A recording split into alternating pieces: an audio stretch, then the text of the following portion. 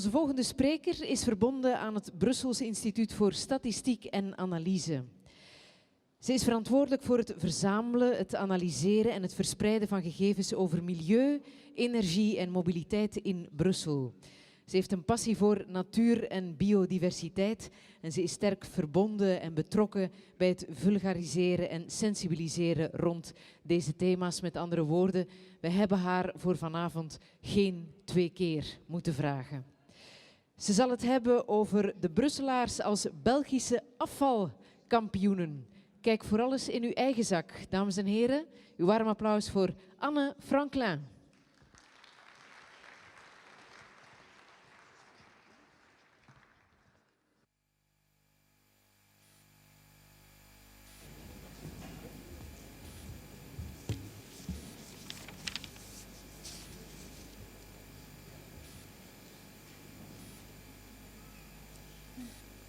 Je dois d'abord apprendre à manipuler l'engin, comme les autres orateurs ce soir. Voilà, merci. Alors, bonsoir. Bonsoir tout le monde. Alors, avant ma présentation proprement dite, petit échauffement intellectuel pour les gens dans la salle. Est-ce que vous vous rappelez ce que vous avez jeté à la poubelle aujourd'hui?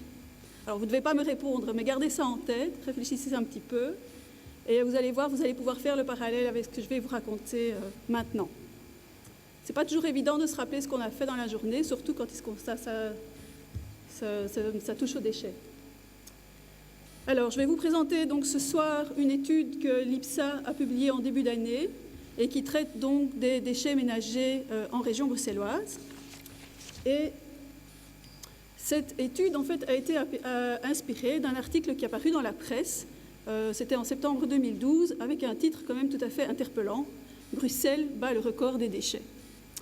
Et en fait, ça nous a intéressés. Nous ne sommes absolument pas spécialistes des déchets à l'IPSA, mais nous nous sommes dit que ce serait intéressant de regarder en fait, ce qui se cache derrière les chiffres et cet article donc, de la presse. Alors, la première chose que j'ai fait, en fait, je me suis intéressée aux concepts et aux définitions, puisque donc on n'était pas vraiment des spécialistes, et j'ai commencé à regarder, et je me suis rendu compte qu'au niveau des déchets ménagers, au niveau des déchets en général, il y avait énormément de concepts, énormément de définitions. Certains étaient très précis et d'autres étaient beaucoup plus vagues.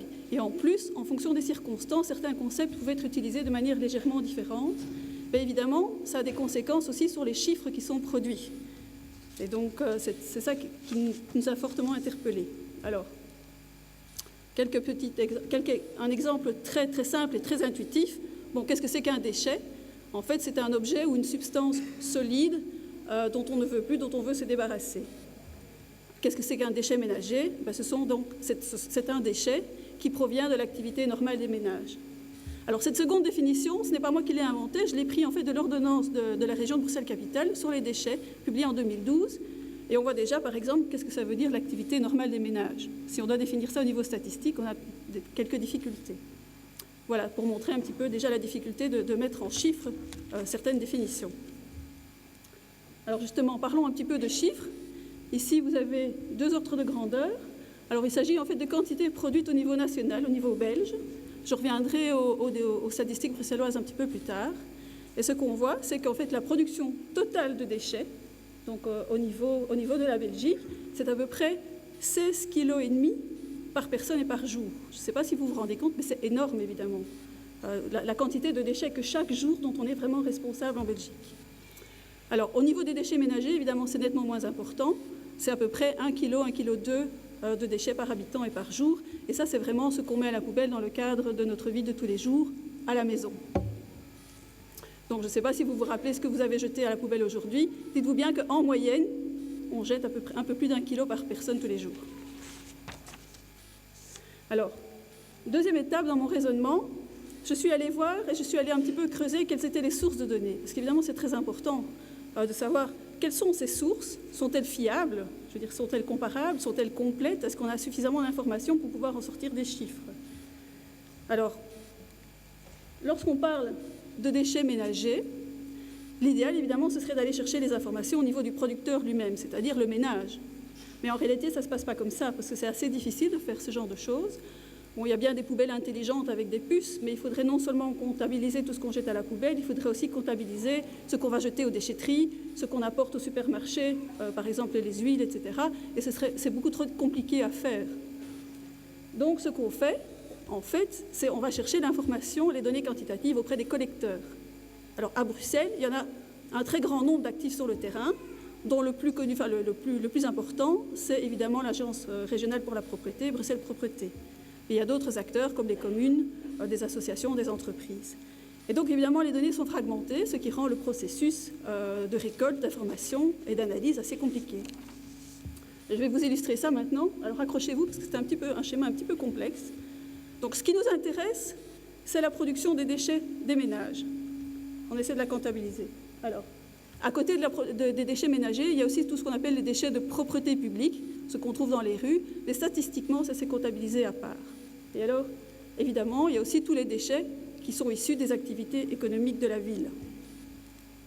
Et parmi ces déchets d'activité économique, on recense tous les déchets qui sont en fait similaires à ceux des ménages. Donc par exemple, quand on est au travail ou quand on consomme à l'extérieur de chez soi, eh bien, on produit aussi des déchets organiques. On a des papiers, on jette des canettes, des bouteilles à la poubelle. C'est ce qu'on appelle les déchets assimilés. Et alors évidemment, il y a tous les autres types de déchets économiques. Bon, c'est les déchets des industries, c'est les déchets de construction, les déchets d'hôpitaux. Et en termes de quantité, c'est évidemment la fraction la plus importante des déchets qui sont produits à l'échelle de la région. Alors, au niveau des collecteurs, bon, il y a un certain nombre de pouvoirs publics donc, qui sont en charge de ces collectes de déchets. En général, les données sont disponibles de manière plus ou moins complète et plus ou moins facile. Alors, à côté des opérateurs publics, évidemment, il y a toute une série d'opérateurs privés qui sont actifs essentiellement au niveau des déchets d'activité économique, mais pas uniquement. Ils peuvent évidemment aussi récolter des déchets des ménages, par exemple les vieux pneus, les frigos qu'on va rendre quand on a acheté un nouveau frigo et qu'on va redonner l'ancien. Enfin, tout ça, ce sont des filières de récolte de déchets qui ne sont pas nécessairement mises en place par les pouvoirs publics. Et donc, il y a toute une série d'opérateurs privés qui sont actifs sur le terrain. À ce niveau-là, il y a des données qui sont disponibles, mais elles sont en général pas statistiquement exploitables, parce qu'il y a des recoupements, il y a des doubles comptages, etc. Et donc, en général, on ne dispose pas vraiment d'informations là-dessus. Alors, donc, comme je disais, ce qui nous intéresse, ce sont les déchets ménagers. Mais en pratique, en fait, ce qu'on se rend compte, c'est que quand on essaie de faire des statistiques sur les déchets ménagers, il y a toujours une partie des déchets assimilés qu'on comptabilise avec. Un exemple très simple, Bruxelles Propreté donc, vient chercher nos déchets, évidemment, devant chez nous, où s'occupent des déchetteries. Mais quand ils ont un camion poubelle qui doit faire une tournée, ils vont optimiser la tournée du camion poubelle. Ils ne vont pas penser aux statistiques, bien sûr. Ce qu'ils vont penser, c'est à l'efficacité sur le terrain. Et donc, un camion de Bruxelles Propreté peut faire des collectes dans une rue et puis aller chercher des déchets d'une école, d'une petite entreprise, etc., dans la même tournée. Et évidemment, comme les statistiques de base sont calculées à partir du poids des camions, on ne sait plus distinguer et on ne sait plus faire la différence. Donc ça, c'est un problème évidemment tout à fait opérationnel, mais qui s'est traduit au niveau des chiffres. Donc voilà, donc on a un petit problème au niveau bruxellois, qui est d'ailleurs le même problème ailleurs dans d'autres régions, mais on ne sait jamais quelle est la proportion de déchets assimilés qui est inclus ou pas dans les déchets ménagers. Alors, en termes de chiffres, au niveau bruxellois, si on considère uniquement donc, les données qu'on peut obtenir au niveau des pouvoirs publics, on arrive plus ou moins à une quantité de déchets de 400 kg par habitant et par an, donc ce qui est à peu près 1,1 kg par habitant et par jour, ce qui est sensiblement comparable en fait, aux informations qu'on obtient au niveau national. Quant à la quantité totale de déchets produits à Bruxelles, en fait, elle est estimée à partir d'études. C'est Bruxelles Environnement en fait, qui commandite une série de consultants pour faire des études assez complexes parce qu'il n'y a pas de moyen facile de trouver l'information. Les données sont beaucoup plus vagues, mais on estime qu'il y a entre 2 millions et 2,5 millions de tonnes de déchets générés par an, ce qui revient plus ou moins à 5 à 6 kilos de déchets par habitant et par an. Et ça, par contre, c'est nettement moins élevé que le chiffre qu'on avait de 16,5 kilos au niveau national. Mais bon, il faut remettre ça en contexte. Bruxelles est une ville où il y a relativement peu d'industrie. Il n'y a pas d'industrie extractive, donc pas de mines, il n'y a pas d'agriculture. Et donc, proportionnellement, on produit évidemment moins de déchets industriels par habitant que dans les autres régions. Alors, ensuite, je me suis attaquée en fait aux séries historiques. Ce qui m'intéressait, c'était de savoir est-ce qu'on produit finalement plus ou moins de déchets qu'avant, ce qui est intrinsèquement intéressant. Et je me suis rendu compte qu'au cours du temps, les réalités de terrain, les réalités opérationnelles changent. Et ça a une influence sur les statistiques. Et c'est ce que ce graphique-ci vous montre. En fait, j'ai mis sur la première partie du graphique les statistiques qu'on a pu obtenir du temps où il y avait des collectes effectuées au niveau des communes. Mais en 1991, on a créé Bruxelles Propreté, et c'est Bruxelles Propreté qui a repris en fait, les collectes au niveau régional, et c'est eux qui ont repris la comptabilisation. Et ce qu'on peut se rendre compte, c'est qu'il y a une rupture très importante entre les données, les statistiques communales et les statistiques régionales. Et donc c'est difficile de faire une analyse, évidemment, sur toute la période, puisque les méthodologies ne sont pas les mêmes. Et je dirais même, si on regarde en fait les dernières années des collectes régionales, on aura tendance à se dire, oh chouette, les quantités, les tonnages finalement diminuent, donc c'est bien. Le seul problème, c'est que vu les réalités de terrain et que le fait que Bruxelles Propreté peut avoir des contrats, par exemple, avec des entreprises privées, et donc il y a une certaine comptabilisation d'assimilés, ou au contraire que certains flux sont enlevés par des opérateurs privés et que donc ne sont pas comptabilisés dans les statistiques, on peut difficilement affirmer avec certitude que la production totale de déchets diminue à Bruxelles. Par contre, ce qu'on peut dire, c'est que comme il y a quand même une progression démographique très importante et il y a beaucoup plus d'habitants qu'avant, on peut raisonnablement penser que la production par habitant, elle, diminue bien, ce qui est évidemment un pas dans la bonne direction. Et alors enfin, dernière étape de notre étude, c'est que nous avons voulu voir ce qui se passait évidemment dans les autres régions, puisque c'était un petit peu ça, finalement, qui avait suscité notre curiosité dans l'article de presse. Et la même chose que pour les séries temporelles, en fait. Puisque ce sont des compétences régionalisées, eh bien finalement les réalités de terrain sont différentes dans les trois régions. Ça a des conséquences sur la récolte des chiffres qui sont traités de manière différente. Même si, je veux dire, il y a une influence, une tendance vers l'homogénéisation grâce à l'influence d'Eurostat, qui essaie évidemment qu'il y ait des statistiques plus ou moins comparables d'un pays à l'autre au niveau européen et donc d'une région à l'autre au niveau belge. Mais malgré ça, des petites différences restent. Alors, je vous montre malgré tout un graphique qui a tendance à comparer la production de déchets par habitant dans les trois régions. C'est à interpréter évidemment avec la plus grande prudence, puisque comme j'ai dit qu'il y avait des différences méthodologiques, ce genre de graphique est plutôt à éviter d'ailleurs.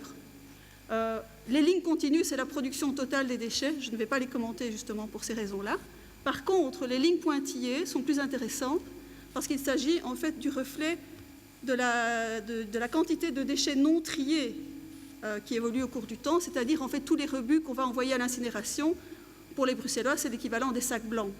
Et là, finalement, ces flux sont relativement bien caractérisés et sont plus ou moins homogènes d'une région à l'autre, et donc les comparaisons sont moins hasardeuses. Et qu'est-ce que ce graphique nous dit? C'est que finalement, la tendance est positive dans les trois régions.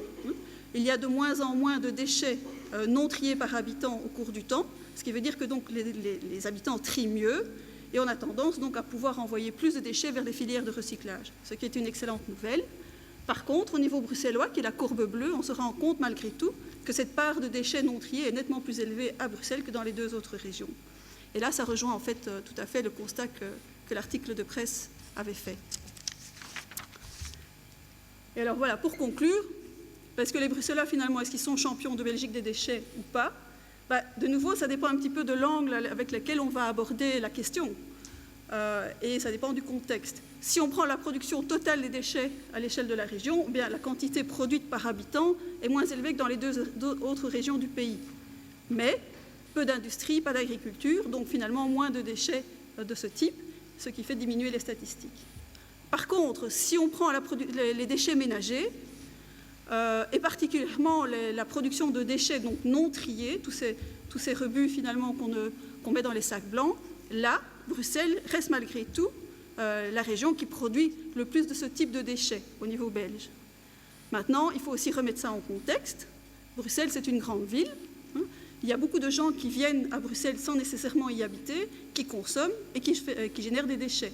Ce sont les navetteurs, ce sont les étudiants, ce sont les touristes, par exemple. Et donc, évidemment, ça influence aussi la production totale des déchets à Bruxelles. Autre facteur, beaucoup de gens à Bruxelles habitent en appartement. Bon, quand on a un petit appartement, ce n'est pas évident d'avoir plein de poubelles pour faire du tri. Et donc, évidemment, quand on peut supposer que les gens qui habitent en dehors, en milieu rural, ont plus de place, auraient plus tendance à faire du tri que les Bruxellois, ou en tout cas seraient mieux incités. Autre facteur explicatif, il y a finalement moins de déchetterie par habitant à Bruxelles que dans les autres régions. Et donc, s'il faut aller loin ou être dans les embouteillages pour aller jusqu'à la déchetterie, on aura moins tendance à vouloir trier à Bruxelles, par exemple, qu'ailleurs. Maintenant, il ne faut pas oblitérer le fait aussi, c'est que la législation bruxelloise, pour l'instant, est moins contraignante et qu'il n'y a rien à faire. Quand il y a une législation plus contraignante, évidemment, les incitants sont plus forts. Et donc, mais tout ça va évoluer probablement positivement avec le temps et on peut espérer que d'ici quelques années, on arrive à une situation équivalente à celle des deux autres régions. Voilà. Si vous voulez, vous pouvez aller sur le site de l'IPSA pour consulter cette étude et bien d'autres que nous avons faites. Je vous remercie.